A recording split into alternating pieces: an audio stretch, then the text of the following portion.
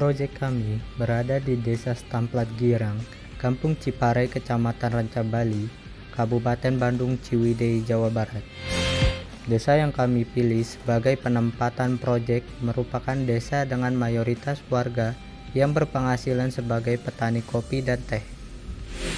Pada desa ini, kami menemukan sebuah kendala di mana hasil panen dari kebun kopi warga desa tidak semua terjual, yang akhirnya mengakibatkan terjadinya penumpukan.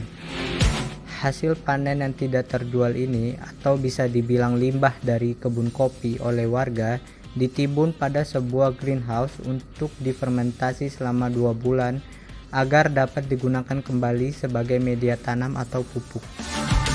Namun, waktu yang diperlukan proses fermentasi terbilang lama dan tidak efisien, sehingga seringkali warga membeli pupuk dari luar desa untuk dipakai. Dari kendala yang kami temui di desa, kami menemukan sebuah cara untuk mengefisienkan penggunaan limbah dari kebun atau tanaman kopi tersebut. Cara yang digunakan adalah dengan menambahkan katalis sebagai pemercepat naiknya unsur hara dan penyesuaian pH sebagai pupuk tanaman agar dapat digunakan untuk proses pemupukan tanaman lebih cepat. Kami memulai pembuatan alat dengan banyak berdiskusi dengan dosen pembimbing, asisten lab Inakos, dan vendor alat mengenai bagaimana sistem alat bekerja nantinya. Dalam proses ini, kami juga menelaah kembali mengenai bagaimana proses pemercepat sebuah pembuatan pupuk bekerja, yaitu dengan menggunakan bahan kimia yang bernama katalis. Bahan yang kami pilih merupakan bahan kimia yang berbasis mikroorganisme, sehingga dapat dikembangbiakan seperti beternak pada umumnya. Dalam pemilihan bahan ini, berdasarkan pertimbangan mengenai bagaimana nantinya warga bisa mendapatkan bahan ini dengan mudah. Pembuatan alat yang kami rancang, kami serahkan ke salah satu vendor yang memang khusus untuk membuat alat proyek mahasiswa.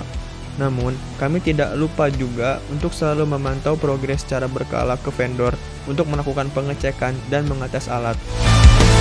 Selama proses pembuatan alat, kami juga membarengi tahapan ini dengan belajar untuk mengembangbiakan katalis agar dapat diimplementasikan di desa tujuan.